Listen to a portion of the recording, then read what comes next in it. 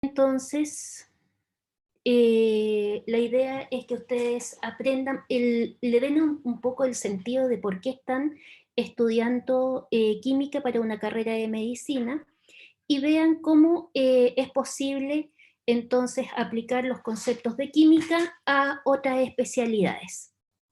Hoy día, la clase de hoy, si me da la próxima diapositiva, por favor.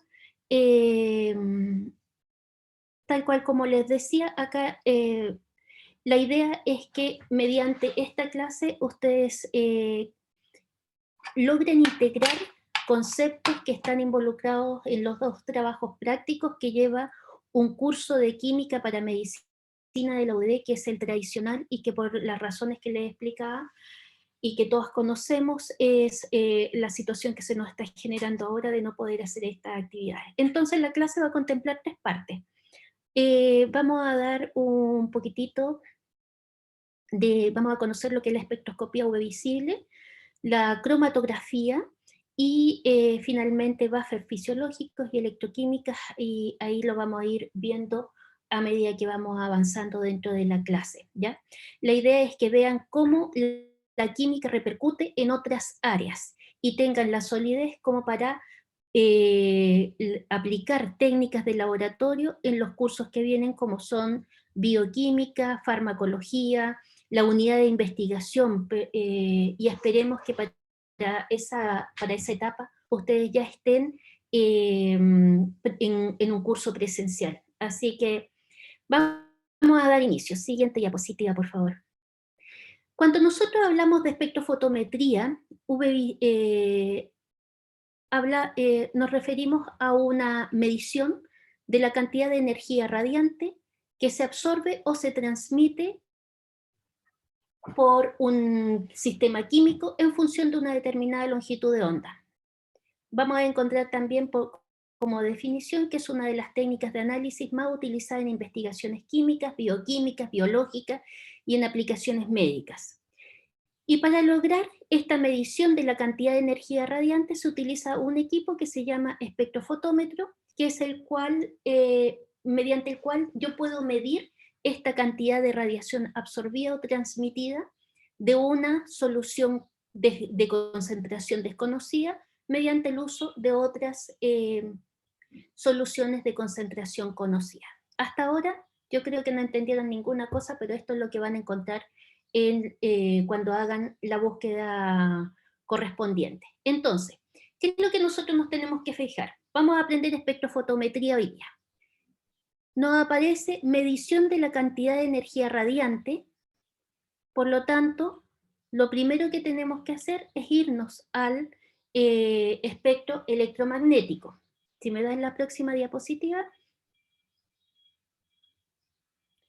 En el espectro electromagnético se clasifican todas las radiaciones electromagnéticas. Y nosotros estamos planteándonos en la zona del UV visible. El visible se ubica en el rango entre los 390 y los 750 nanómetros, y el violeta, el UV visible, el UV, el ultravioleta, entre los 15 y los 400 nanómetros.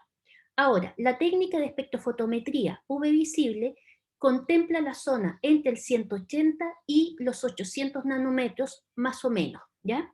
Por lo tanto, ¿dónde voy a ubicar? Es muy chiquitita esta zona en el espectro electromagnético que yo voy a utilizar para esta técnica y que se sitúa entre los rayos X y los rayos infrarrojos. Y se caracteriza porque en esta zona del espectro electromagnético se producen transiciones electrónicas a una determinada longitud de onda. ¿Qué significa ahora transición electrónica? ¿Qué significa longitud de onda? Siguiente diapositiva, por favor. El espectro electromagnético nuevamente lo tenemos en el costado izquierdo para que no lo perdamos de vista. Hablamos de transiciones electrónicas. En esta zona del espectro electromagnético que ustedes ven al costado izquierdo de su diapositiva y que se abre en un abanico de colores que corresponde al espectro visible y donde se ordenan todos los colores de acuerdo al arco iris. Entonces, es una descomposición de colores. Ahora, les acabo de decir que en esta zona se producen transiciones electrónicas. Las transiciones electrónicas es cuando se produce por efecto de la incidencia de la luz en un compuesto, en un determinado compuesto, la promoción de un electrón desde un nivel de baja energía a uno de mayor energía. Posteriormente pueden venir descomposiciones que pueden ser en forma cinética, en forma de emisión de una luz, etc. Hay distintas formas de descomposición, pero lo que nos interesa ahora es que producto de esta absorción de luz se produce la transición electrónica desde niveles de menor energía a otros de mayor energía. Si se fijan, en la diapositiva tenemos transiciones electrónicas que son sigma, sigma asterisco, sigma, pi asterisco, pi asterisco, n pi asterisco. ¿Qué significa eso? Un sigma es un enlace. Por ejemplo, el que estudiaron con la profesora Belén Olivares, ustedes vieron que el carbono sp3 con el carbono sp3, cuando forma un enlace carbono-carbono, ahí tengo una unión sigma, un enlace sigma, y este puede producir una transición electrónica bajo determinadas condiciones. O bien el pi, que está asociado a doble enlace, triple enlace, y los n, que corresponden a los electrones no enlazados. Por ejemplo, un nitrógeno presenta un par de electrones no enlazados, un carbonilo, el ácido carboxílico que presenta un carbonilo y un OH en como grupo funcional, presenta pares de electrones no enlazantes. Y esos electrones, producto de la incidencia de luz, pueden producir la incidencia a niveles superiores de energía. Cuando yo absorbo absorbo energía, se produce la transición electrónica, que es lo que se ve ahí, esas flechas que me están indicando que se promueve el electrón. Ahora, si nos vamos a la línea donde tengo el cursor, fíjense en el costado derecho, tengo una alta energía, ¿cierto? Una transición electrónica que va desde el sigma al sigma asterisco. Pero si se fijan y nos vamos al pi asterisco, tenemos una de menor energía. Ahora, la energía radiante está definida como h nu, y h nu corresponde a la constante de Planck y la frecuencia. Y la frecuencia es, la frecuencia de las ondas define la energía donde está esa radiación electromagnética. Y la frecuencia es el inverso de la longitud de onda. Por lo tanto, si yo tengo mayor energía, menor va a ser la longitud de onda de donde se logra esta promoción o este salto del electrón, ¿ya? Por lo tanto, si yo me fijo, por ejemplo, en las mismas transiciones que vimos, la pi asterisco, la energía es menor, por lo tanto, la longitud de onda va a ser mayor, ¿ya? ¿Qué significa eso? Vamos a la próxima diapositiva, por favor. Los compuestos que presentan, que tienen la capacidad de absorber luz, son aquellos que se denominan cromóforos y presentan en su estructura dobles enlaces, pueden ser también triple enlace, pares de electrones no enlazantes como estos carbonilos que tenemos acá, los OH que también vieron en la parte de química orgánica. También pueden presentar la capacidad de absorber luz aquellos elementos de transición, metales de transición, como por ejemplo el cobre cuando se disuelve en una solución acuosa, tienen las capacidades de absorber luz. Si se fijan en el costado derecho de la diapositiva, tienen el beta-caroteno, el licopeno, que es característico de todas estas frutas que son de colores que son amarillos, rojizos, y son ricas en estas sustancias químicas. Y si se fijan, tengo un doble enlace conjugado. ¿Qué significa? ¿Se acuerdan lo que era un doble enlace conjugado? Que era resonante. Puede ser. ¿Y qué es lo que más le llama la atención? Para que sea resonante tiene que cumplir las reglas de resonancia, ¿ya? Y ahí eso los tiene que haber visto con la profesora. Un enlace conjugado es doble, simple, doble, simple, doble, simple. Estos compuestos que presentan enlaces conjugados tienen una alta capacidad de absorber luz. Por ejemplo, acá la clorofila, si se fijan, estos anillos permiten que exista una delocalización de la carga electrónica. Acá tengo doble simple, doble simple, doble simple, lo cual me permite absorber esta energía luminosa, ¿ya? Entonces, vamos a la siguiente. Por lo tanto, tenemos entonces, rescatando de lo anterior, que los compuestos, los cromóforos, son aquellos compuestos que me permiten absorber luz.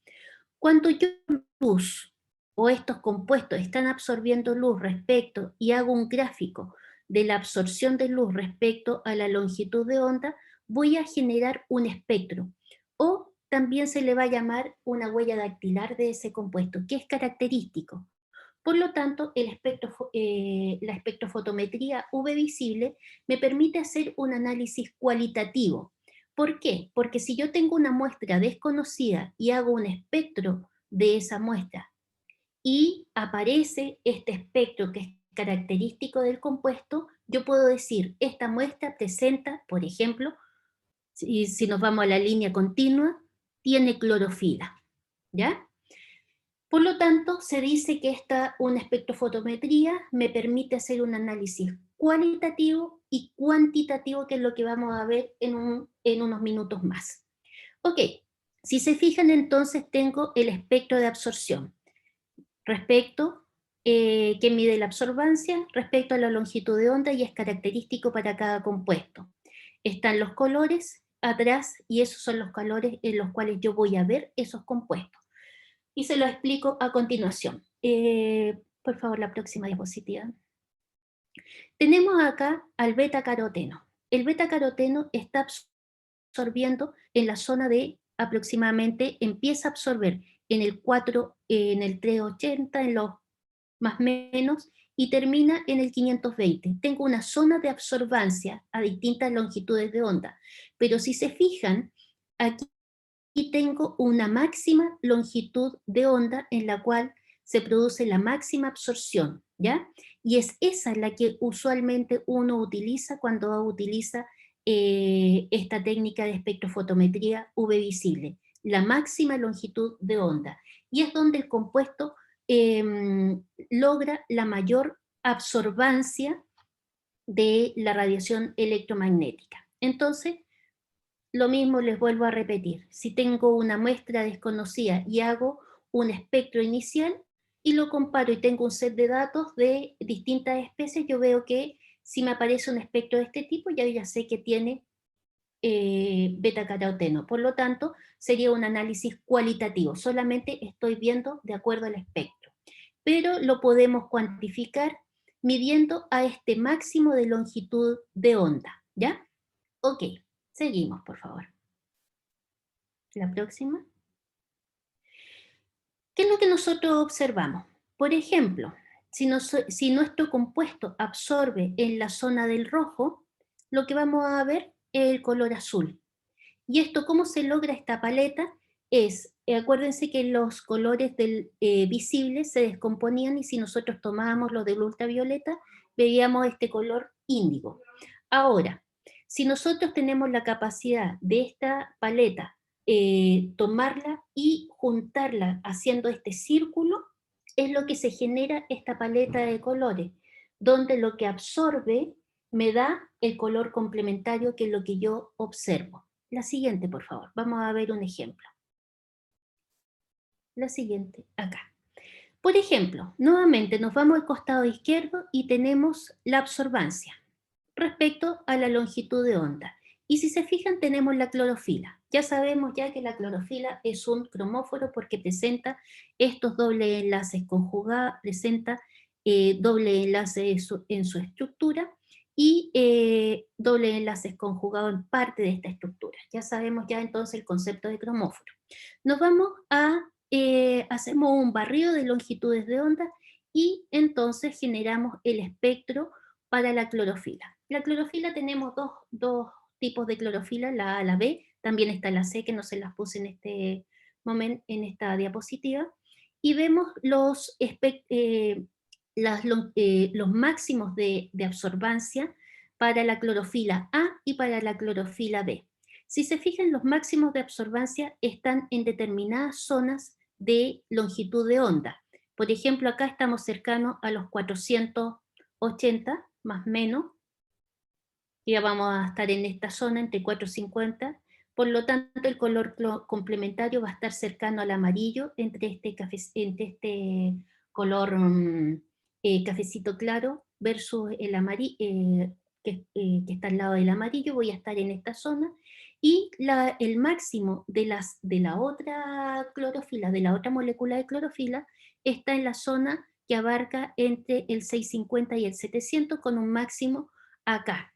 Por lo tanto, lo voy a observar en esta zona, y lo que yo estoy observando es el color verde de todos los vegetales, o la gran mayoría de los vegetales de color verde, que tienen esta coloración. ¿Ok?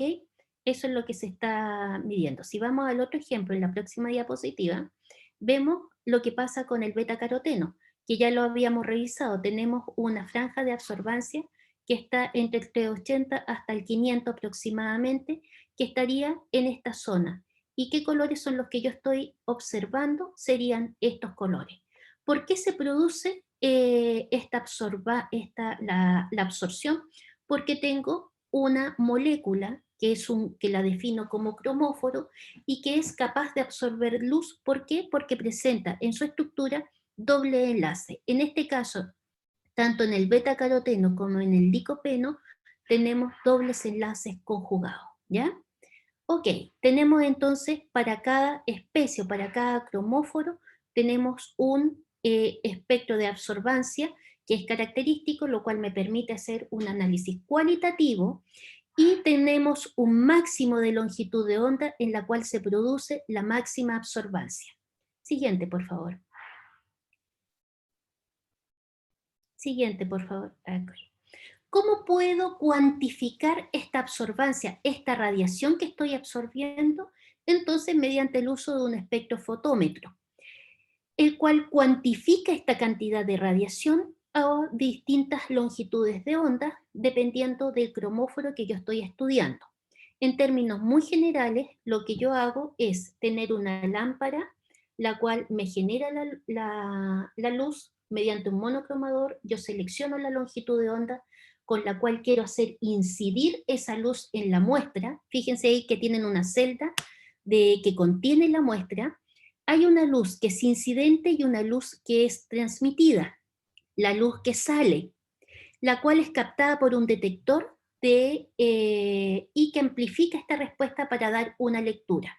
Y esa lectura es lo que nosotros obtenemos en el espectrofotómetro, ¿ya? Ok, vamos a la siguiente.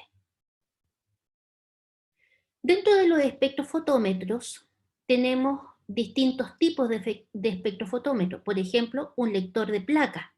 ¿Por qué? Porque nosotros necesitamos contener la muestra, y lo hacemos en celdas, que son las que tenemos al costado derecho en la diapositiva. Tenemos distintos tipos de celdas donde su finalidad es contener a la muestra que contiene este soluto o este cromóforo, al cual le voy a hacer incidir esta luz inicial, y que luego va a salir otra cantidad de luz. ¿Por qué? Porque dentro de esta solución hay un cromóforo que está absorbiendo parte de esta luz incidente. Entonces, para efectos prácticos, en estudios biológicos se utilizan estas celdas que son placas, y lo cual me permite hacer una medición ya no solamente de una muestra, sino de por lo menos 96 muestras, o si lo hago por duplicado, voy a tener la mitad de 96. Dependiendo, esta me da la posibilidad en una medición tener una mayor cantidad de medidas. ¿De qué tipo son los materiales de estas celdas? Pueden ser de cuarzo, de vidrio, de poliestireno, pero dependiendo la longitud de onda donde está absorbiendo mi cromóforo, es el material de la placa o de la celda que estoy utilizando. Estamos claros hasta acá, ¿cierto? ¿Cuál es la característica que presentan estas celdas? La principal es que no deben absorber, ¿ya? Ok, vamos a la siguiente. Entonces, ¿qué fue lo que dijimos? A la siguiente, por favor. ¿Qué fue lo que dijimos? Al costado izquierdo nosotros tenemos esta celda, donde contiene a este cromóforo que está en solución, que también lo podemos llamar soluto o cromóforo, y que tiene la capacidad de absorber luz. Por lo tanto, si seguimos del lado izquierdo de la diapositiva, fíjense que hay una luz incidente y luego de pasar por esta solución de cromóforo tengo una luz transmitida. Parte de esta luz es absorbida por el cromóforo o por el soluto de esta solución. Por lo tanto, hay una relación entre la luz absorbida y la luz transmitida. Por lo tanto, aparecen dos conceptos. Absorbancia, que ya lo veníamos conversando, que es el logaritmo de la longitud, de la luz incidente menos el logaritmo de la luz transmitida, y la transmitancia es la relación entre la luz transmitida y la luz incidente. Por lo tanto, existe eh, una relación estrecha, pero no directa porque hay una base logarítmica entre la absorbancia y la transmitancia. Ok, vamos a la siguiente. Si se fijan, acabamos de decir que esta solución está absorbiendo parte de esta luz que está que está incidiendo, y por lo tanto parte de ella, que va a ser de menor cantidad, va a ser transmitida. Si yo tengo una mayor cantidad de soluto o de cromóforos que estén en esta celda, una mayor concentración, mayor va a ser la absorbancia, mayor va a ser la cantidad de luz absorbida.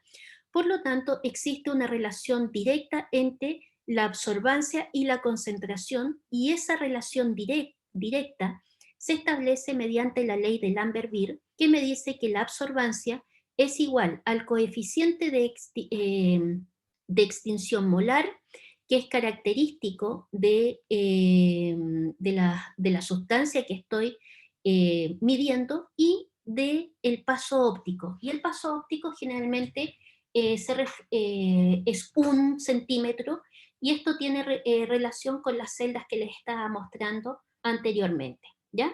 Por lo tanto, la absorbancia tiene una relación directa con la concentración, y esta parte del coeficiente de extinción molar y el camino óptico pasan a ser parte de una constante. Por lo tanto, para una muestra que es de concentración desconocida, si yo logro medir su absorbancia, puedo cuantificar la cantidad de este cromóforo o de este soluto que tengo en solución a través de la ley de Lambert-Beer. ¿Ok? Vamos a la siguiente, por favor. ¿Qué es lo que tengo que hacer? La anterior es, para hacer ahora un análisis, ya dijimos que podíamos hacer el ensayo cualitativo, que era cuando me daba el espectro, que era característico, pero también puedo hacer una cuantificación de un determinado analito, ¿ok? ¿Cómo lo hago? Necesito de un patrón primario. El patrón primario es un reactivo de alta pureza que reúne además algunas otras características químicas, como no ser higroscópico, por lo tanto no captura el agua, y al no capturar el agua yo sé cuál es puedo preparar una solución de concentración definida, que la voy a utilizar en preparar una curva de calibración, ¿ya? No es higroscópico, es estable químicamente, es de alta pureza. Por lo tanto, a través de este patrón primario yo puedo preparar distintos estándares. ¿Cómo los preparo? A través de soluciones, del método de preparación de soluciones seriadas. Preparo esto a partir de la solución, por ejemplo, la solución 6, la C6, preparo la C5, a partir de la C5 preparo la C4, tal cual como lo vimos en la clase de soluciones. Y hago un set de estándares a los cuales les mido la absorbancia.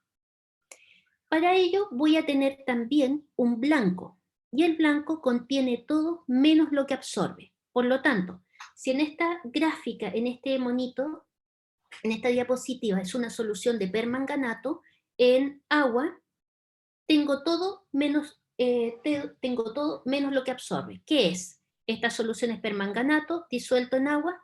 Esto va a ser solamente agua, porque el permanganato es el que me absorbe. ¿Ok? Entonces, tengo el blanco, mido la absorbancia del blanco y también tengo las muestras que son de concentración desconocida, a las cuales también les mido la absorbancia. Entonces, esta medición de absorbancia lo hago a la longitud de onda determinada para el cromóforo que estoy midiendo. Entonces, vamos a la próxima. ¿Qué es lo que hacemos?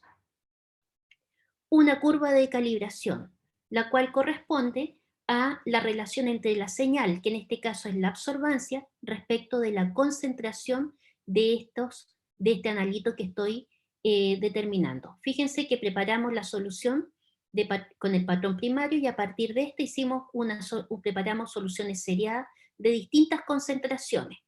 Para cada una de ellas dijimos que habíamos medido la absorbancia. Por lo tanto, hacemos el gráfico, pero previo a eso, acuérdense que nosotros medimos la absorbancia del blanco, y el blanco es aquella solución que contiene todo menos lo que absorbe. Por lo tanto, a cada medida de absorbancia de la solución, por ejemplo, 1 que tenemos acá, tenemos una absorbancia 1, le restamos la del blanco, y esa es la que graficamos. Lo mismo para la solución 2, la absorbancia de la solución 2 le restamos la absorbancia del blanco.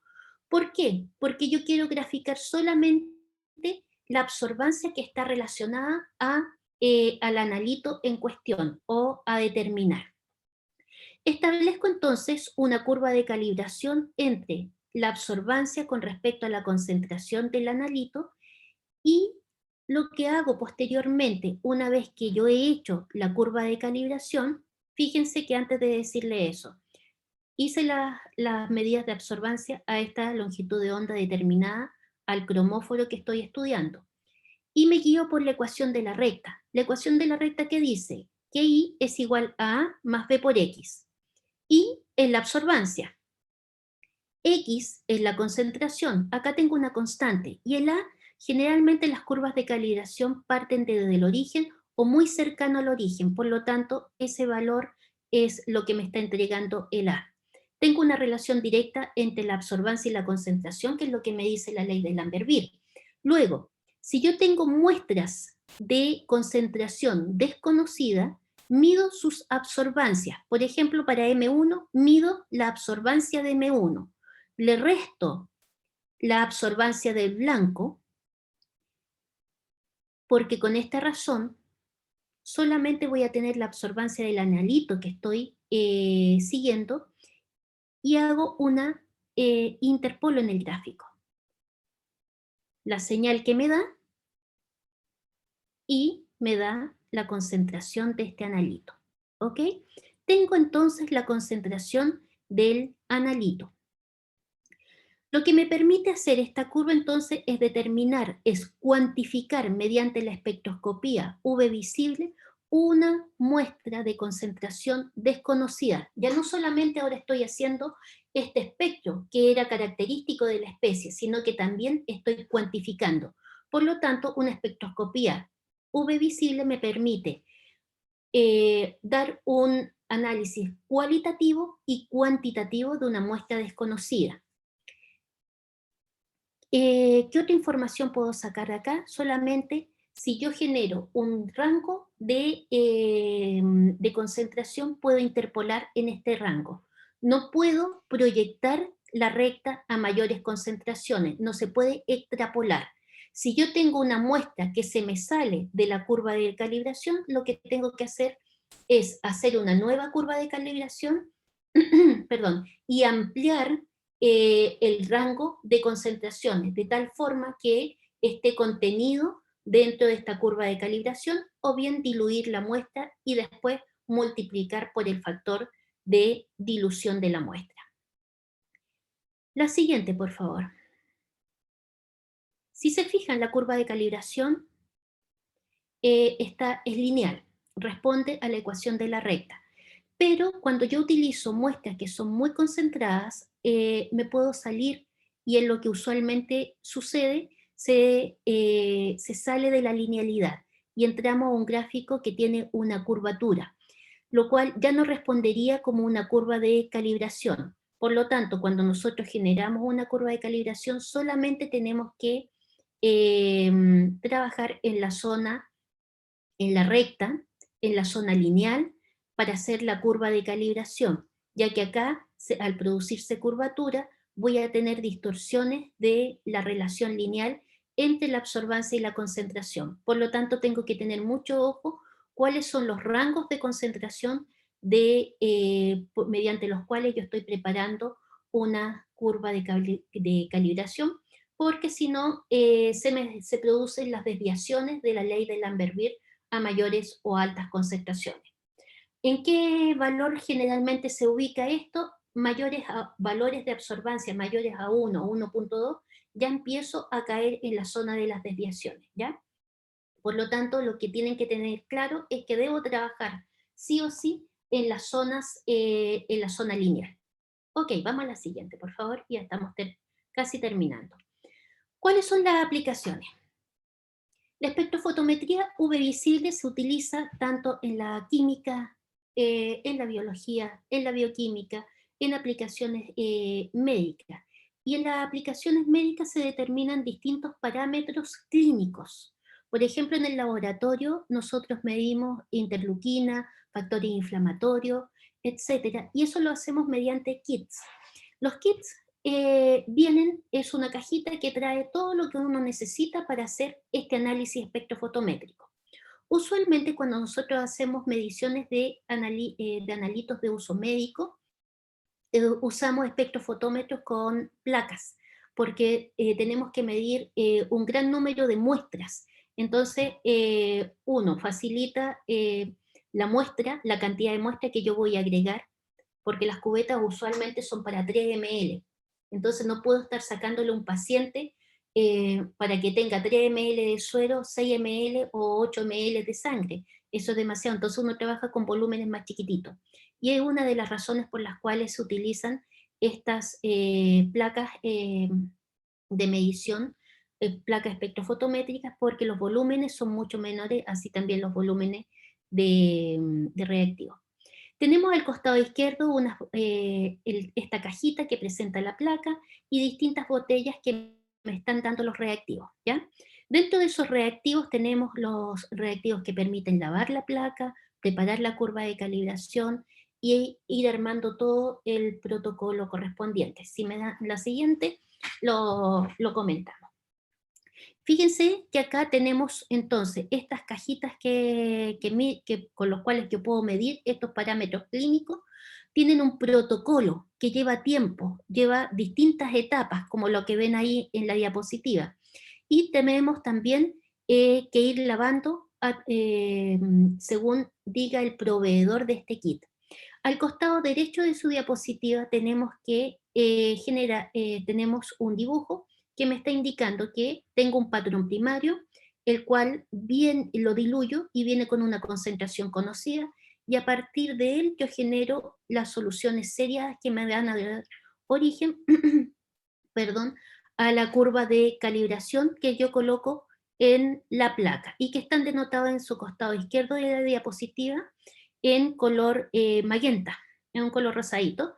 Y en esta zona yo coloco el blanco, acuérdense, siempre tengo que medir el blanco, y coloco todos los estándares que corresponden a mi curva de calibración.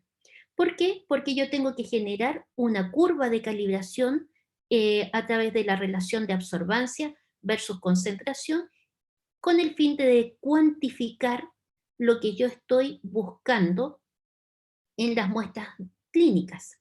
Entonces, lo primero que tenemos que hacer es hacer la curva de calibración. Ustedes ya saben ya que tengo que usar para medir volúmenes definidos una micropipeta. Voy desechando las puntas, obviamente ustedes ya eso lo tienen que saber. Y tengo el resto de pocillos en la placa donde voy a colocar mis muestras. ¿Ok? Vamos a la siguiente. En la siguiente diapositiva se muestra en forma muy general el procedimiento. Perdón, el principio.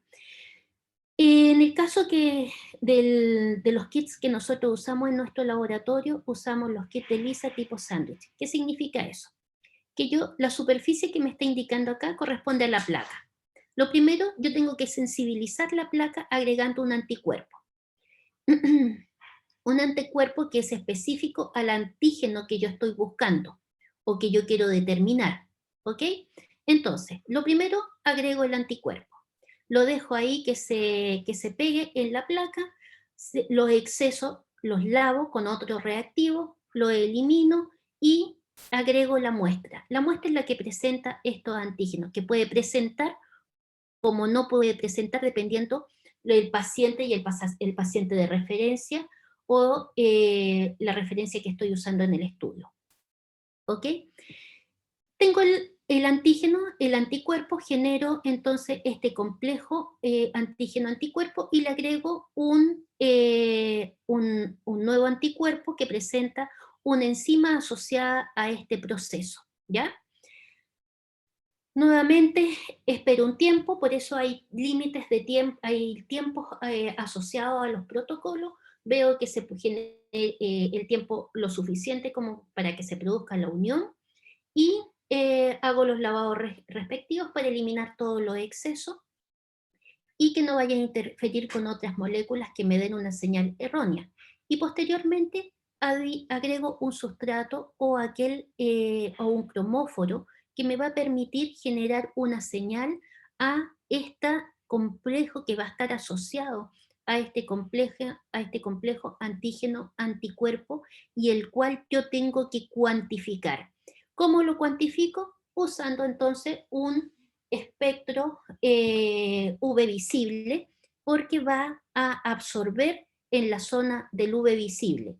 Y de esta forma, vamos a la siguiente, por favor, yo puedo, mediante la curva de calibración, genero la curva de calibración y puedo, de las medidas de absorbancias que me dan en el resto de pocillos que corresponden a las distintas muestras biológicas o médicas, yo puedo cuantificar el analito clínico, ¿ya? Y con eso hacer el estudio correspondiente a alguna patología asociada a este parámetro clínico. Esa es una de las aplicaciones. Vamos a la siguiente, por favor. Otras aplicaciones tenemos en química para determinar en forma cualitativa grupos funcionales, por ejemplo, o cuantitativa para saber la cantidad de esos compuestos en una solución, en la minería, en metales de transición para ver, cuantificarlos, o también para ver si es que una muestra de un determinado material que lo desconozco, ver cuáles son los iones que la componen, los metales que la componen en bioquímica, en la determinación de ácidos nucleicos, proteínas, en la industria de los alimentos, para ver coloraciones en los alimentos, para ver contenido nutritivo en los alimentos, en química clínica, que fue lo que les expliqué, en la determinación de distintos parámetros clínicos, en química forense, que también hay investigación en esta área, y en medio ambiente, por ejemplo, en la determinación de contaminantes, ya sea en aguas, cualquier contaminante que yo pueda solubilizar en solución. Bueno, y finalmente, la próxima diapositiva, por favor, les dejo unos links que están asociados para que puedan ir revisándolos, que es complementario a esta clase. Con eso terminamos esta sección. Cualquier duda me pueden preguntar, me pueden mandar correo a través de la plataforma, yo se los voy a ir respondiendo, o para darle paso a las próximas secciones.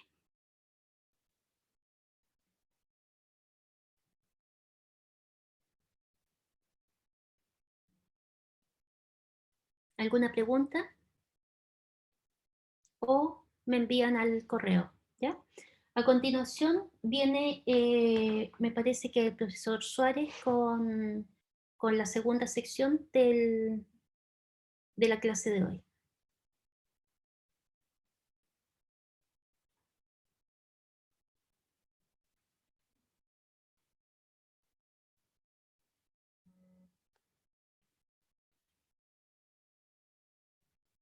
Profe, Dígame. el ejemplo que dio del antígeno es como, del anticuerpo es un ejemplo X, ¿verdad? Podría ocupar otra cosa distinta. Podría ser, por ejemplo, en el laboratorio nosotros determinamos interleuquina, que BCAM y CAM. En la clínica están haciendo estudios de determinación de distintos parámetros clínicos para dietas en pacientes que han sufrido ataque cerebral. Entonces, lo que nosotros hacemos como centro de investigación es generar toda esta información. Ellos nos entregan la muestra y nosotros le determinamos los parámetros para ver si existe alguna incidencia de estos parámetros con la dieta y los ataques cerebrovasculares, ¿sí? Y puede ser extendido a una serie de otras determinaciones.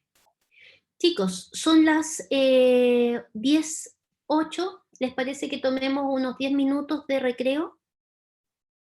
A las 10:20 iniciamos la segunda sesión para que descansen. Gracias, profe. Ya, 10 minutos. Gracias. Chiquillos, cualquier duda, por favor, mándenme un correo y lo revisamos. Por planificación me dicen que el break es de 15 minutos.